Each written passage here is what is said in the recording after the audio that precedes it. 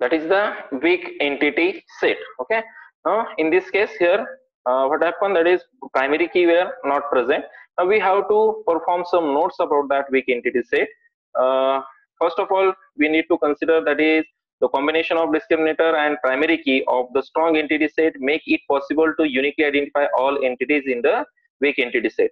आता त्या entity set मध्ये, वीक एंटिटी सेट मध्ये प्रायमरी की तर प्रेझेंट नाहीये, but if we perform the inter relationship of that weak entity set with strong entity set, now in that case we can combine discriminator from the weak entity and primary key from the strong entity set. Okay, काय करणार आपण, दोन एक field तुमची कशामधनं असणार आहे, strong entity set मधनं असणार आहे, दॅट इज द प्रायमरी की, आणि वीक एंटिटी सेट मधनं तो डिस्क्रिमिनेटर कन्सिडर करायचं. ह्या दोघांना आपण जर कन्सिडर केलं, कंबाईन केलं, तर आपण काय करू शकतो, वीक एंटिटी सेट मधनं जे रेकॉर्ड्स आहेत ते युनिकली काय करता येतात, आपल्याला फाइंड आउट करता येतात. Now second thing, this this combination serve as a primary key for the weak entity set. हे कॉम्बिनेशन, आता तो इंडिव्हिज्युअल त्या एका टेबलमध्ये, त्या वीक एंटिटीच्या टेबलमध्ये तर प्रायमरी की फॉर्म होत नाहीये, परंतु आपण स्ट्रॉंग एंटिटी सेट मधनं प्रायमरी की घेऊन वीक एंटिटी मधलं डिस्क्रिमिनेटर घेऊन दोघांचं कॉम्बिनेशन मध्ये आपण काय करू शकतो, त्या वीक एंटिटी सेट मध्ये प्रायमरी की तयार करू शकतो, किंवा आपल्याला ती प्रिपेअर करता येते आणि रेकॉर्ड युनिकली आयडेंटिफाय करता येते. Now clearly this primary key is not form by the weak entity set completely. म्हणजे त्या वीक एंटिटी सेट मधनं ती प्रायमरी की फॉर्म होणार नाही. तुम्हाला ती फॉर्म कुठनं करायची, दुसऱ्या टेबल वरनं ती प्रिपेअर करायची. दुसऱ्या त्याच्या संगे रिलेटेड स्ट्रॉंग एंटिटी सेटचा जो टेबल असेल त्याच्याकडनं ती काय केली जाईल, prepare केले जाईल. Now here we use some symbols related to that of the weak entity, that is the double rectangle is used for representation of a weak entity set. We can see the example or we can consider the representation. Now we can see this apartment.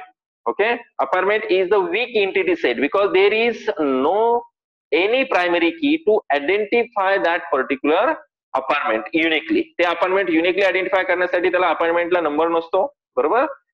In case of आवर आपण जे apartment साठी काही दिले जातात त्या अपार्टमेंटला unique number नसतो, ABCD असेल किंवा असे काहीतरी हे दिलेले असतात, नोटेशन दिले असते, असे भरपूर सारे अपार्टमेंट्स आहेत, बरोबर.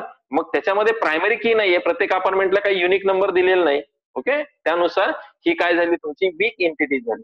मग आता ह्या वीक एंटिटी मध्ये सारख्या नावाचे दोन अपार्टमेंट असू शकतात, मग डोर नंबर दिलाय, डोर नंबर कुणाचा आहे, हा त्या अपार्टमेंट मध्ये असलेले जे हॉल्स आहेत त्या हॉलचे नंबर्स आहेत, त्या खालच्या दरवाज्यांना दिलेले नंबर्स असतील.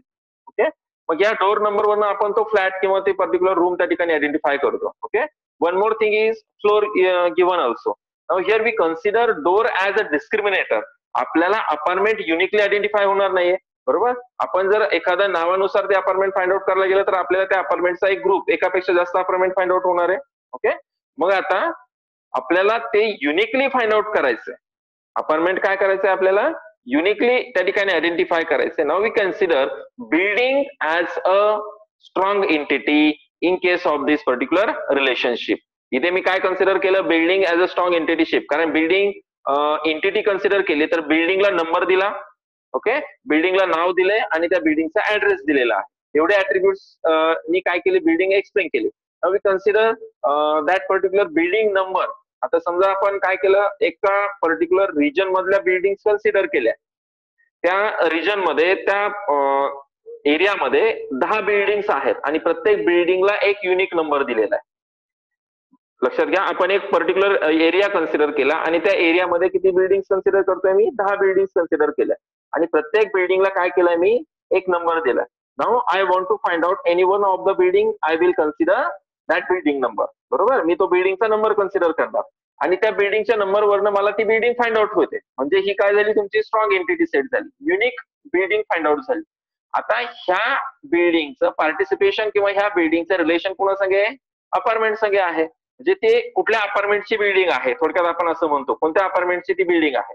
मग आता बिल्डिंग जर ही त्या ठिकाणी बरोबर मेन्शन केलेली असेल किंवा बिल्डिंग युनिकली आयडेंटिफाय होते, स्ट्रॉंग एंटिटी आयडेंटिफाय होते, तर आपल्याला अपार्टमेंट काय करता येतं, त्या ठिकाणी त्याच्यासाठी प्रायमरी की तयार करता येते with the combination of building primary की. बिल्डिंगचा बिल्डिंग नंबर घेतला आणि इकडचा डोर नंबर घेतला, त्यानुसार आपण अपार्टमेंट काय करू शकतो, फाइंड आउट करू शकतो. म्हणजे एक नंबरच्या बिल्डिंग मध्ये तुम्हाला 10 नंबरचं डोर फाइंड आउट करायचंय, तर ते कोणत्या अपार्टमेंट मध्ये जाईल, तो अपार्टमेंट काय केलं जाईल त्या ठिकाणी इझिली find out केलं जाईल. Now these are the same thing. Okay, we consider BA as a relation between this particular representation. We represent this relation is also weak relation. Relationship सुद्धा काय तुमची एंटिटी रिलेशनशिप, एंटिटी वीक आहे त्यानुसार त्याचे relationship सुद्धा कशी असणार आहे त्या ठिकाणी वीक रिलेशनशिप असणार आहे.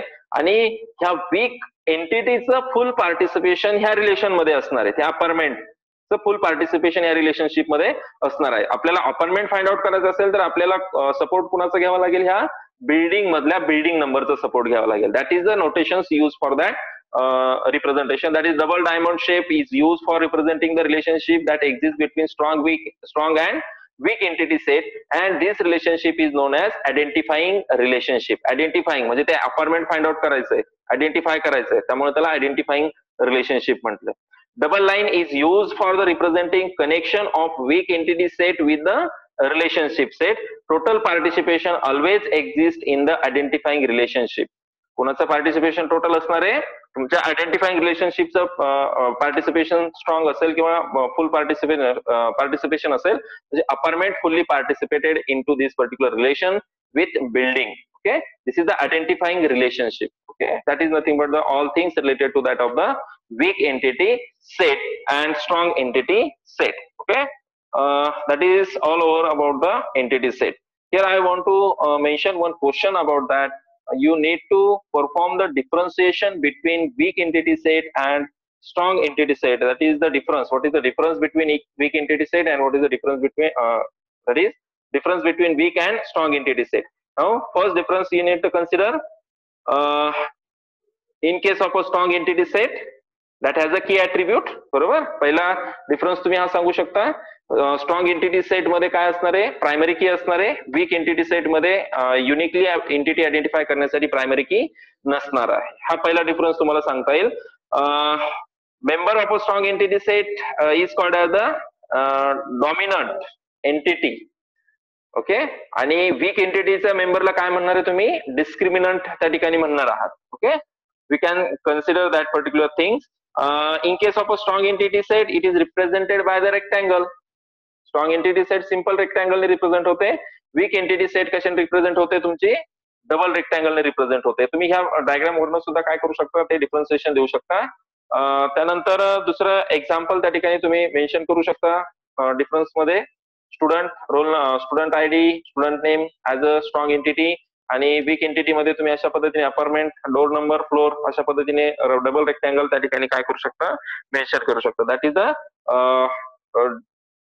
difference between strong entity and weak entity you need to mention. Okay, that is all about that entity set and the corresponding types of a entity set. Okay, we can conclude today's session at this particular point. Okay, we can stop the lecture now.